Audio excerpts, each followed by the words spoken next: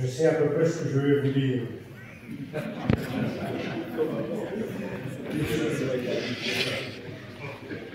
Donc je suis là parmi vous et je suis votre doyen. Mais ça n'a pas toujours été le cas. J'ai fait mon premier chapitre provincial en 1969. J'avais 34 ans.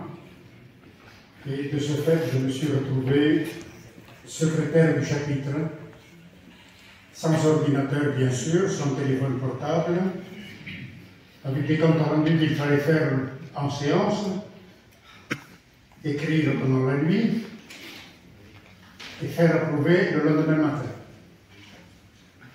Aujourd'hui, je suis là avec vous par la grâce d'un frère qui n'a pas pu ou qui n'a pas voulu accepter son élection. Je ne l'ai pas béni sur le moment. Aujourd'hui, j'ai changé d'avis, de m'avoir offert de vous rencontrer et de vivre ces journées avec vous. Lorsque j'ai dit à ma communauté que j'étais délégué au chapitre, ils ont freiné des 4 fers pour me laisser partir. Car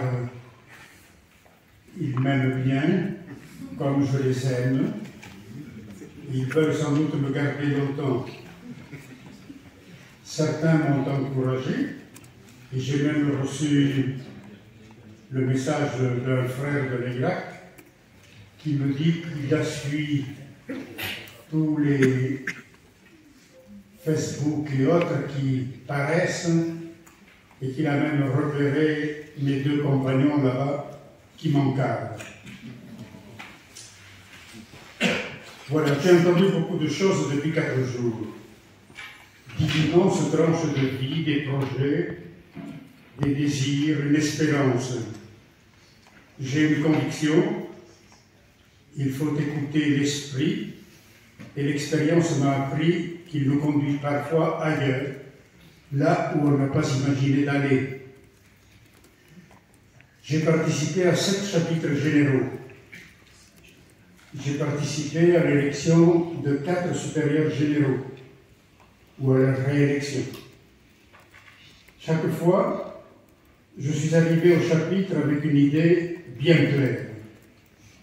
Je savais pour qui je voterais, et je savais ce qu'il fallait à l'Ascension. Mais au terme du chapitre, 3 supérieurs généraux sur 4 ont été des frères différents de ce que j'avais imaginé au point de départ. Laissons parler l'Esprit Saint, il est parfois surprenant. Vous avez même échappé, paraît-il, dans cette saga des généraux, à une élection qui aurait pu être la mienne. Lorsque le père maréchal a été élu, nous sommes allés prendre un pot et fêter cela à Douépini. Le généraliste et le père Wenger, qui n'était pas capitulant, mais qui était un bon journaliste et parfois une langue de vipère, m'a pris à part et m'a dit « Oh mon père, on pensait aussi à vous. Mais on ne voyait pas très bien votre ligne spirituelle. »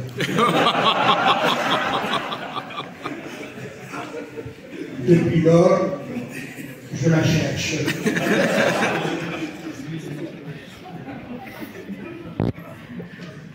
En regardant notre chapitre, j'ai replongé un peu dans les récits liturgiques de cette période pour saisir le sens du thème qui nous rassemble. Le royaume est tout proche et il faut vivre l'espérance. Alors, j'ai contemplé la caravane des rois mages. Elle nous préfigure. Ils sont tout bariolés. Ils viennent de races, de cultures, d'origine, de formation. Et ils se sont rassemblés pour faire un long chemin ensemble. En Italie, vous savez que la tradition veut même qu'avant de partir, les rois mages ont invité une femme à les accompagner. Mais elle est allée s'apprêter dans une salle de bain. Cela a pris tellement de temps que les rois mages sont partis sans elle.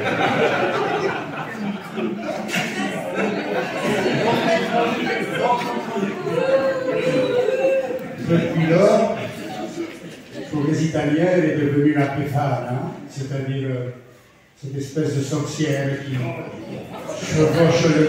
qui chevauche le monde sur son balai, à la recherche et au service des enfants. Alors j'ai pensé que moi qui suis dans une maison d'anciens, je vais peut-être la proposer comme patronne des religieux désorientés. Mais le royaume est bien là pour tous. Elle est dans un rêve, dans un grand désir.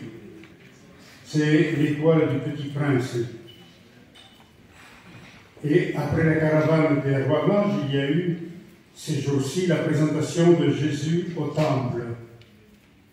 Le royaume, c'est Jésus dans les bras de Marie, offert au vieillard Siméon. Et là, il chante le Nunc Dimittis. On m'a dit qu'on était en manque de citations latines. En voilà une.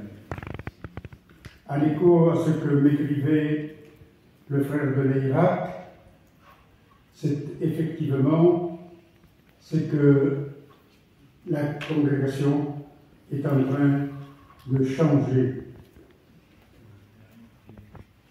Moi aussi, je suis prêt à chanter mon Nunc Dimittis, et je pense à la prophétie qu'avait faite Jean-Paul II à l'occasion d'un chapitre général. Vous êtes 1000, soyez 2000. Depuis cette parole, alors que les courbes étaient en déclin à l'époque, cette parole de Jean-Paul II est devenue une espérance qui s'est levée. L'Assomption, c'est nous tous. C'est cette alliance, même si, avec Dalzon, nous serons toujours une petite famille, mais vivante. Quelques souvenirs encore. Un chapitre donne des orientations. Nous y sommes appelés. Il doit aussi faire des propositions. Il doit pousser à l'action. Avant l'an 2000, le chapitre avait donné des objectifs précis. Faire naître des gestes prophétiques. La sauvegarde et le salut de la Corée est né de cette volonté, comme on le disait ce matin.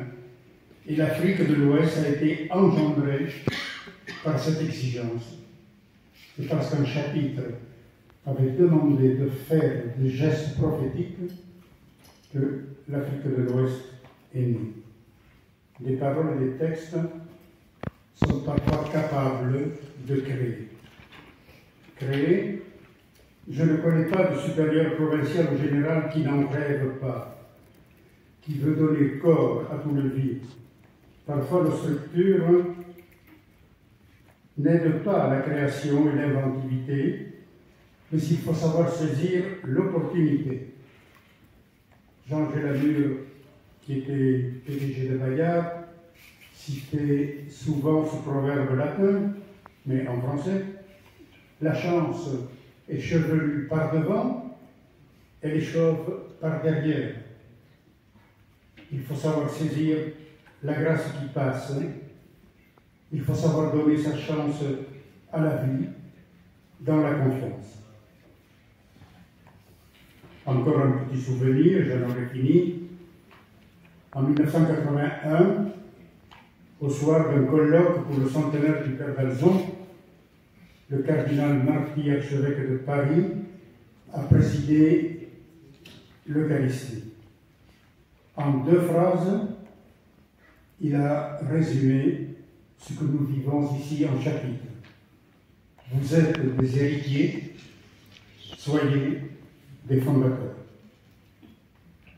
Je suis impressionné d'entendre combien ce chapitre est porteur de cette double exigence, de cet espoir.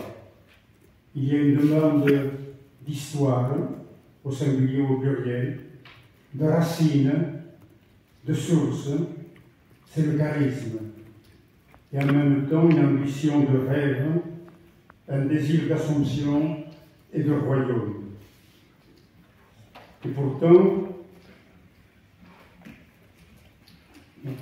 en parodiant une intervention de Dominique, je voudrais conclure par ces mots: puissent nos communautés être ces lieux où l'on apprend à goûter et prendre soin de cet héritage pour qu'il soit proclamé l'espérance du royaume.